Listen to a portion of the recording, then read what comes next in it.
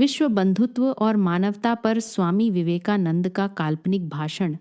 माननीय राष्ट्रपति महोदय, सम्मानित अतिथिगण और विश्व के प्रतिनिधियों, मैं उस प्राचीन भूमि भारत का प्रतिनिधि हूँ जिसने संसार को सहिष्णुता, करुणा और आध्यात्मिकता का संदेश दिया है।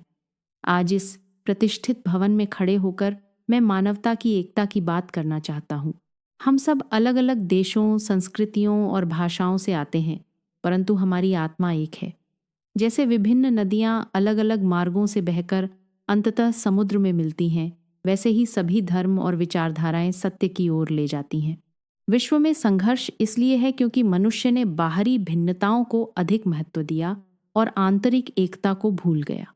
यदि हम यह समझ लें कि हर व्यक्ति में वही दिव्यता विद्यमान है, तो न जाति का भेद रहेगा, न रंग का, न धर्म का।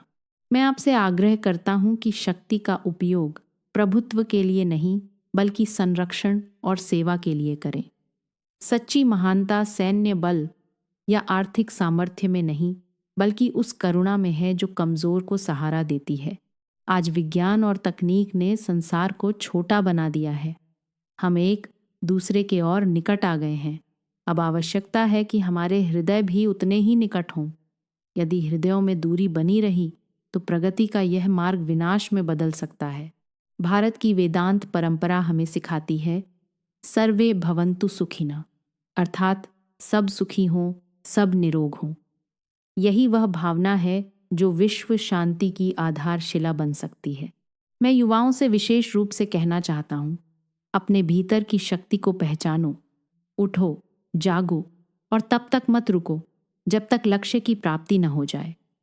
परंतु याद रखो, तुम्हारा लक्ष्य केवल व्यक्तिगत सफलता नहीं, बल्कि मानवता की सेवा भी होना चाहिए। यदि इस भवन से आज यह संदेश जाए कि विश्व के सभी राष्ट्र एक परिवार हैं, तो यह युग परिवर्तन की शुरुआत होगी। आइए हम मिलकर ऐसा विश्व बनाएं जहां शक्ति का अर्थ सेवा हो और विविधता का अर्थ विभाजन नहीं, बल्कि सौंदर्य हो। धन्यवाद।